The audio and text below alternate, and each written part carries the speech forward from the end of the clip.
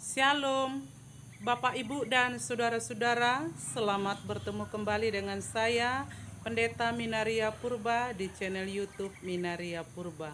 Konten kita hari ini adalah tentang khotbah atau firman Tuhan. Damai sejahtera yang berasal dari Allah, yang melampaui akal dan pemikiran, itulah memelihara hati dan pemikiran kamu di dalam Kristus Yesus.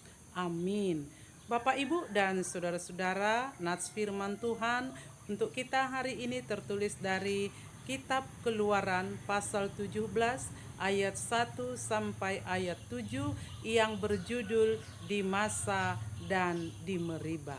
Bapak, Ibu, serta saudara-saudara, dalam perjalanan bangsa Israel dari tanah Mesir menuju tanah Kanaan, dari Gunung Sin menuju ke tanah Kanaan, bangsa Israel melalui beberapa tempat persinggahan.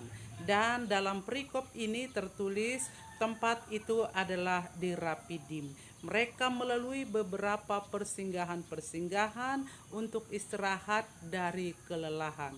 Di Rapidim itu daerah yang sangat kering, daerah yang sangat berbatu-batu, sangat sulit menemukan air.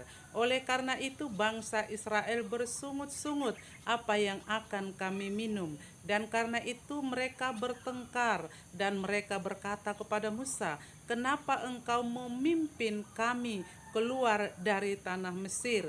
Apakah engkau mau membunuh kami, membunuh anak-anak kami, dan membunuh ternak kami?" Mereka berpikir mereka lebih nyaman, lebih tenang, lebih berkecukupan di tanah Mesir daripada mengikuti perjalanan menuju ke tanah Kanaan. Bapak, Ibu, serta saudara-saudara, berhubungan dengan sungut-sungut bangsa Israel dan juga permohonan mereka supaya Musa memberikan mereka air untuk diminum, maka Musa berpikir, apa yang harus kulakukan, apa yang harus kukatakan, karena Musa merasa tidak mampu. Dari awal pelayanan pun Musa mengatakan dia tidak mampu dan dia juga tidak pintar. Tetapi karena dia mau melayani, dia mau patuh kepada Allah, dia mau ikut kepada Allah, dia mau dipakai Allah untuk melayani. Ketika dia mengalami kesulitan, maka dia datang kepada Allah. Dia berseru-seru kepada Allah berkata, "Apa yang harus kulakukan Tuhan?" Bangsa Israel bersungut-sungut, bangsa Israel bertengkar dengan aku, dan mereka mungkin akan melempari aku. Mendengar perkataan Musa, Allah hadir, Allah bertindak, Allah berkata, "Musa, berjalanlah dari depan bangsa itu, ajaklah beberapa tua-tua dari bangsa itu, bawalah tongkatmu, berjalanlah menuju Gunung Horeb, dan pukulkanlah tongkatmu kepada Gunung Horeb itu, maka air akan memancar untuk mencukupi segala kebutuhan bangsa Israel yang ada di sana." Air memang memancar, tidak sedikit tetapi banyak. Semua orang yang membutuhkan air di situ mendapat air dan berkecukupan. Nah, Bapak, Ibu, saudara-saudara yang dikasihi oleh Tuhan Yesus Kristus, Allah berkata kepada Musa, "Aku ada di depan kamu di atas gunung Horeb itu." Nah, kita perlu ketahui dalam segala kesusahan kita, dalam segala pergumulan kita, dalam segala keadaan kita, Allah hadir di sana ketika kita mengundang Tuhan. Ketika kita mengundang Tuhan, mujizat demi mujizat bisa terjadi ketika kita percaya, ketika kita patuh, ketika kita tunduk, dan ketika kita mengandalkan Tuhan. Berkat itu tidak sedikit, tetapi bisa berkelimpahan dan bisa berkecukupan seturut dengan rancangan Allah. Bapak, Ibu, serta saudara-saudara, dari nats firman Tuhan ini ada dua pembelajaran kepada kita. Pertama, apakah tindakan kita di hadapan Allah? Apakah kita seperti bangsa Israel tadi yang bersungut-sungut kepada Allah? apa yang akan kami minum? Kenapa mereka tidak menggali sumur? Kenapa mereka tidak berusaha? Kenapa mereka tidak mencari air? Kenapa mereka tidak berdoa? Kenapa mereka tidak berseru kepada Allah? Justru mereka bersungut-sungut kepada Allah. Justru mereka bertengkar dengan pemimpin mereka. Apakah ketika kita menghadapi persoalan pada masa kini, kita berpangku tangan, kita sedih, kita menangis, dan terus meratap dan bertanya, kenapalah kehidupan kami seperti ini? Kenapalah pandemik datang? Tidak berusaha kita untuk keluar dari persoalan itu dengan mengundang Tuhan hadir dan yakin percaya Tuhan bisa menolong kita menyelesaikan persoalan yang kita hadapi. Bahkan di masa pandemik ini, di sini pun ada Tuhan. Dia akan menolong kita, Dia akan menyelamatkan kita, tetapi kita juga harus patuh dengan protokol kesehatan, menjaga jarak, menghindari keramaian, memakai masker. Bapak, Ibu, serta saudara-saudara yang kekasih dalam nama Tuhan Yesus Kristus, sikap yang kedua adalah sikap Musa. Musa ini ketika menghadapi persoalan kehidupan, dia datang kepada Allah, dia berseru kepada Allah, dia bertanya kepada Allah, apa yang akan kulakukan? Bapak, Ibu, serta saudara-saudara, ketika kita menghadapi persoalan hidup, bahkan dalam situasi apapun, kita harus datang kepada Tuhan di dalam doa dan permohonan kita.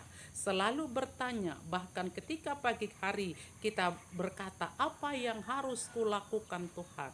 Dan saya mau supaya apapun aktivitas saya hari ini tetap berkenan di hadapan Tuhan. Tuhan memberkatinya terlaksana dengan baik.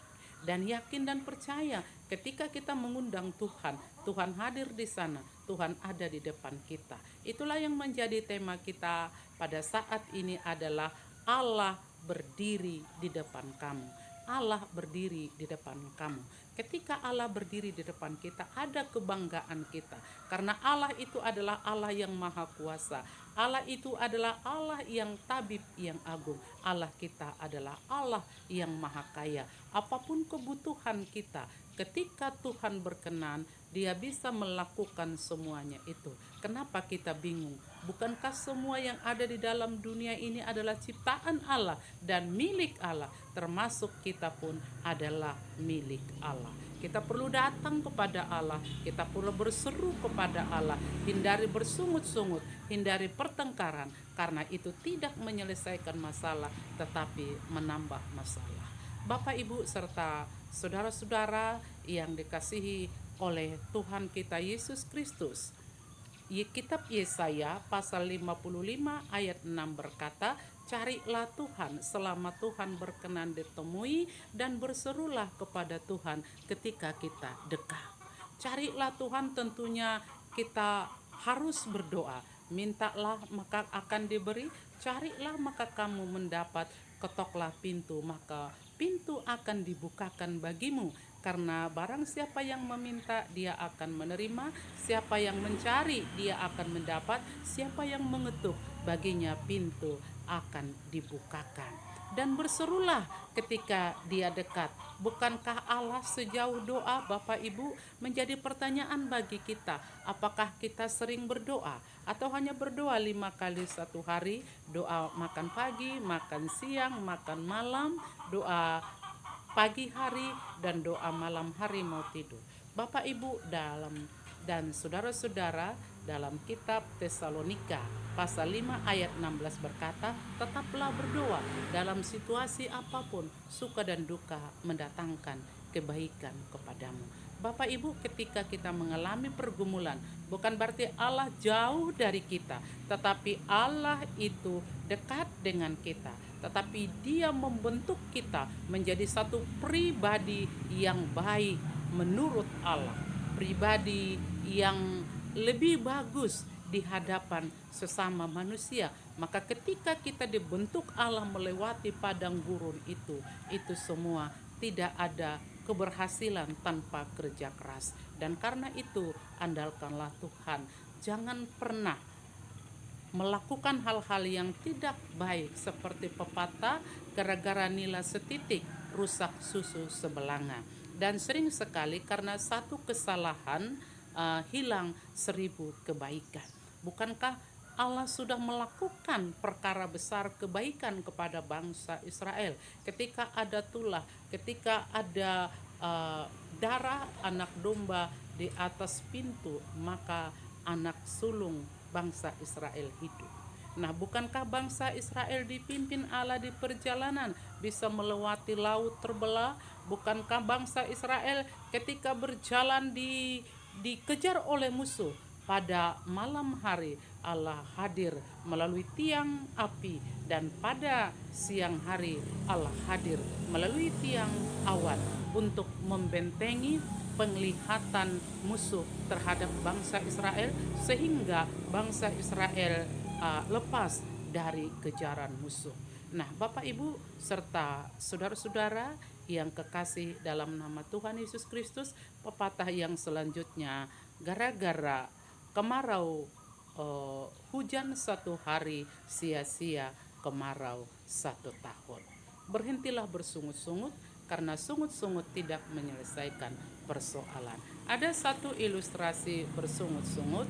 Suatu saat ada seorang bapak, dia kelelahan, dia beristirahat di bawah pohon kenari.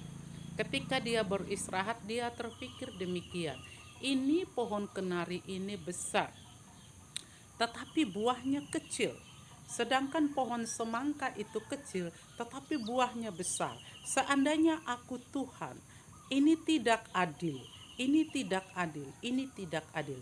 Ketika dia berpikir ketidakadilan itu, ada buah pohon kenari jatuh di kepalanya. Sekalipun buah pohon kenari itu kecil, tetapi terasa sakit juga di kepalanya. Dan dia berpikir, seandainya buah pohon kenari ini seperti buah semangka, maka kepalaku ini akan sakit. Maka dia pulang ke rumahnya dan berkata, Tuhan adil, Tuhan adil, Tuhan adil.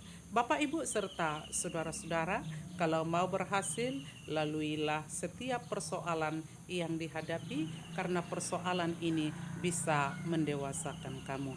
Ingatlah prinsip ini, kekayaan berasal dari Tuhan, sedangkan popularitas berasal dari manusia, kesombongan berasal dari diri kita sendiri.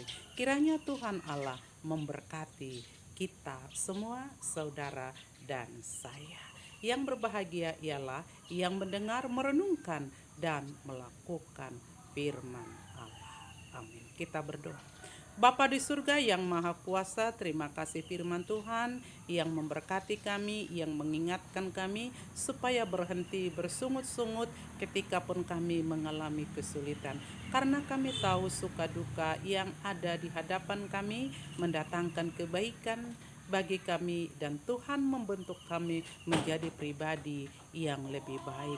Ketika ada saudara kami yang dalam pergumulan, kiranya Tuhan memberikan solusi kepada mereka yang dalam kesulitan, yang dalam kekurangan, kemiskinan. Tuhan juga memberkati mereka semua.